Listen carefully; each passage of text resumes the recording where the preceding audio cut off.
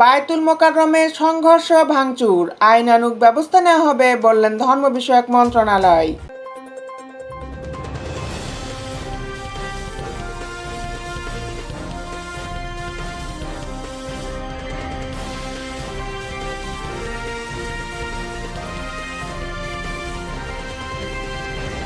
জাতীয় মসজিদ বায়তুল মোকাররমে জুমার নামাজ পড়তে আসা মুসল্লিদের দুই পক্ষের মধ্যে সংঘর্ষের ঘটনা ঘটেছে। এতে বেশ কয়েকজন আহত হয়েছেন। শুক্রবার 20 সেপ্টেম্বর জুমার নামাজ শুরু করার আগে খতিবকে কেন্দ্র করে থমথমে হয়ে ওঠে বায়তুল মোকাররমের পরিবেশ।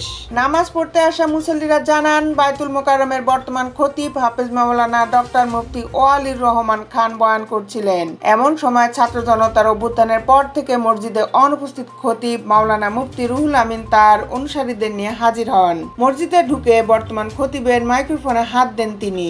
এমন সময় উপস্থিত মুসল্লিদের একাংশ তাদের প্রতিরোধ করেন। তখন দুই পক্ষের হাতাহাতির ঘটনা ঘটে। এতে বেশ কয়েকজন আহত হন। উদ্ভূত পরিস্থিতিতে মসজিদের সাধারণ মুসল্লিরা বিচলিত হয়ে পড়েন। ওই পরিস্থিতিতে খতিব নামাজ না পড়িয়ে মসজিদ ত্যাগ করেন।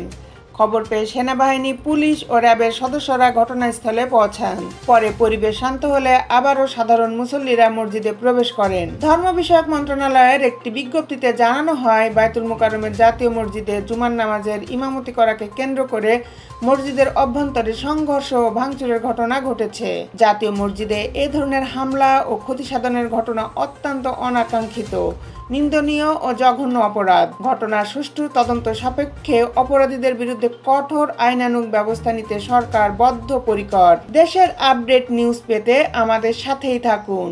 Justice TV, Dhaka.